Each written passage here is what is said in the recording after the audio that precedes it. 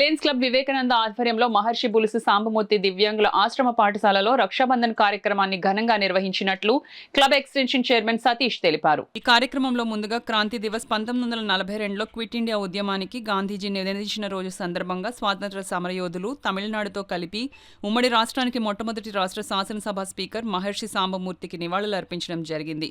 Club extension chairman K Satish మాట్లాడుతూ రాఖీ కేవలం దారం కాదు, అది మన జీవితానికి శాశ్వతంగా ముడివేసే భావోద్వేగాల సంకేతం. అనురాగ బంధాలని, ప్రేమానురాగాల్ని బలోపేతం చేసే అపురూప పర్వదినం. అక్క తమ్ముళ్ళు, అన్నా చెల్లెల ఆప్యాయతలకు ఓ అందమైన ఆవిష్కరణ.